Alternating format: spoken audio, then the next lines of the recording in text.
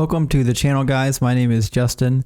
Today I want to break down 7 glaring issues with the Adam and Eve narrative. The first issue is that Adam and Eve were clearly set up for failure. It says in 3:1, "Now the serpent was more cunning than any beast of the field, which the Lord God had made. And he said to the woman, Has God indeed said, you shall not eat of the tree of the garden?"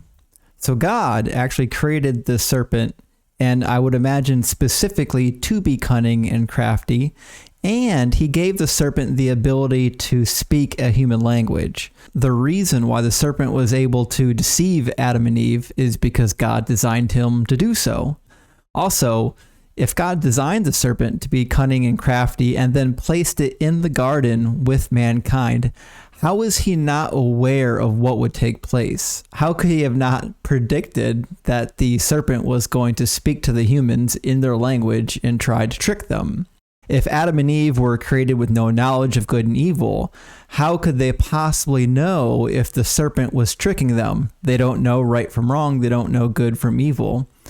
They don't know what good even is, so how could they be held accountable for making a good or bad decision? It would seem to me that God is at least partially responsible for the fall of Adam and Eve, since he was the one that concocted a scenario in which the sin would even occur. The second glaring issue is that God seemed to have lied to Adam and Eve, and the serpent was actually telling the truth. In 2:17 it says, "But of the tree of knowledge of good and evil you shall not eat, for in the day that you eat of it, surely you will die." And then in 3:4, "Then the serpent said to the woman, Surely you will not die, for God knows that in the day you eat of it, your eyes will be opened, and you will be like God, knowing good and evil." And then in 3:6, she took some of it and ate it. And she gave some to her husband, who was with her, and he ate it. Then the eyes of both of them were opened. So it occurred exactly like the serpent had told them. They didn't die, as they were told, and their eyes were opened. Some people are going to say it's a little bit ambiguous when they were going to die, but in the Hebrew, the word yom can only be meant literally here, in the day, the very day that they eat. It's got a definite article. The third issue is that the curse given to Adam isn't really a curse. In fact, it's the reason he was placed there to begin with. In Genesis 2:15, it says, "Then the Lord God took the man and put him in the Garden of Eden to tend to it," or in some versions it might say to work it or to keep it. The Hebrew root word here is avad, which is also the root word we would use for serve or slave, or if you're using it as a noun, you would translate it to servant or slave. So the curse in Genesis 3:17, "Cursed is the ground for your sake. In toil you shall eat of it all the days of your life." Well, he was already placed there to toil and to serve anyways, so the punishment doesn't quite actually make any sense. And by all accounts, this seems to just be a parallel of the ancient Mesopotamia myths, where the humans were created to toil on the earth in place of the gods, and then they would feed the gods through offerings and sacrifices, which, shocker, is what happens immediately after the fall.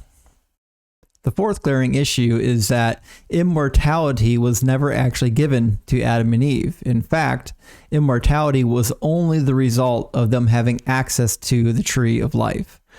Growing up, everybody was taught to believe that sin is the reason why humans lost their immortality, and that it was the result of God's judgment. But in the story, humanity only has access to immortality because of the tree of life, which was in the garden. 3:22 says, "Then the Lord God said, Behold, the man has become like one of us, to know good and evil. And now, lest he put out his hand and take also of the tree of life and eat it and live forever." The only thing seemingly that separates God from humanity here is access to the tree of life, which perfectly mirrors the Epic of Gilgamesh, where he crosses the Sea of Death to acquire the information about immortality. He learns that there's a plant that would grant him immortal life if he could obtain it. He does actually obtain it in the story, and interestingly enough, the plant is snatched away by a wily serpent when he wasn't looking. So again, paralleling the Mesopotamian text, the tree of life is the source of immortality and not God. Humanity was never given immortality. The fifth glaring issue is that God seems incredibly limited. For the creator of the universe, he doesn't actually know where Adam is in the garden and has to call out for him. On top of that, he seems to be completely surprised to learn that they ate from the tree, as if an omniscient God isn't capable of obtaining this information, being that there are only two humans in existence. In 3:11 it says, "And he said, 'Who told you that you were naked? Have you eaten from the tree that I commanded you not to eat from?'" How did he not know that they had eaten from the tree? Then, when Eve blames it on the serpent, God says, "What is this thing you have done?" How does he not know what she's done, and how is he not aware that the serpent is partially responsible for it? The sixth glaring problem is the issue of anachronisms. There are more than what I'm going to state here, but there are two that stand out.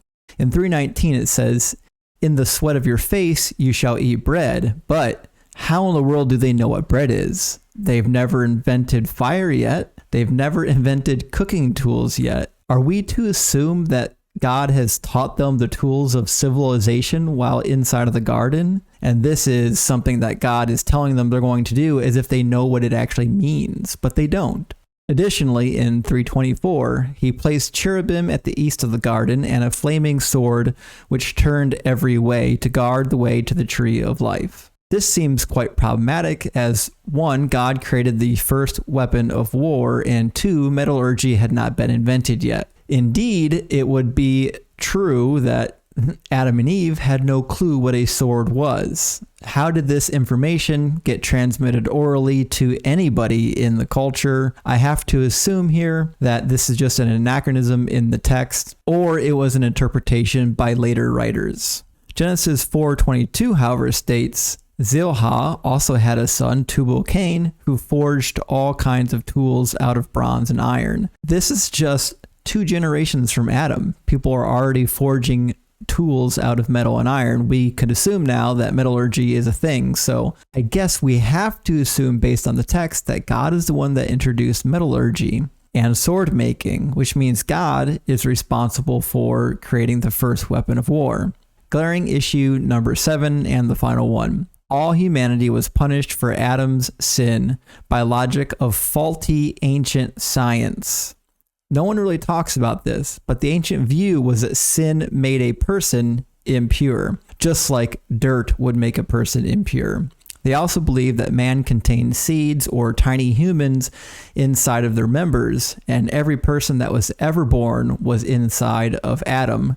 So I was once inside my father, and then my grandfather, and then my great-grandfather, so on and so forth. Those seeds were then passed down genetically.